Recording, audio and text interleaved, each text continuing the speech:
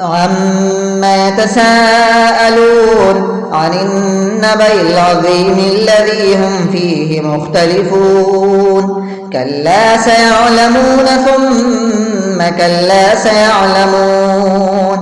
ألم نجعل الأرض مهادا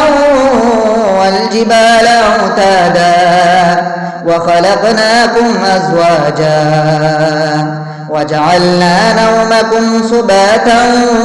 وجعلنا الليل لباسا وجعلنا النهار معاشا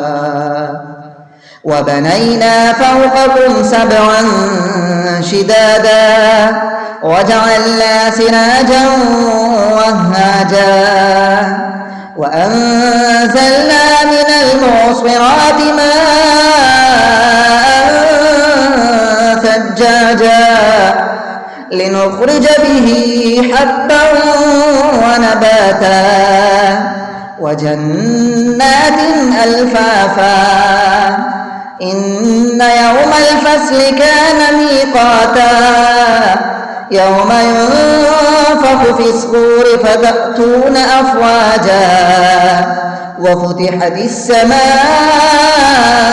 فكانت أبوابا وسيرت الجبال فكانت سرابا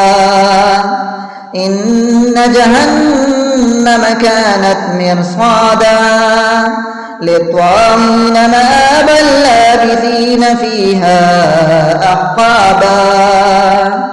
لا يذوقون فيها بردا ولا شرابا إلا حميما وغساقا جزاء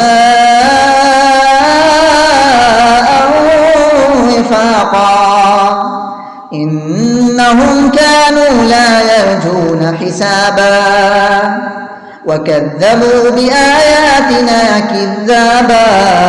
وكل شيء أحصيناه كتابا فذوقوا فلن نزيدكم إلا عذابا إن للمتقين مفازا حدائق وأعنابا وكواعب أترابا وكأسا دهاقا لا يسمعون فيها لغوا ولا كذابا جزاء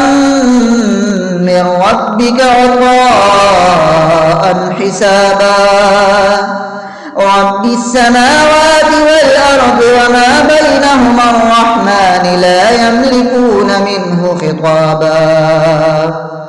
يوم يقوم الروح والملائكة صفا لا يتكلمون إلا من أذن له الرحمن وقال صوابا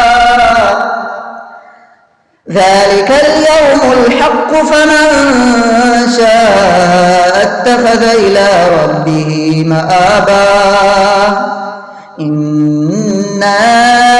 أنذرناكم عذابا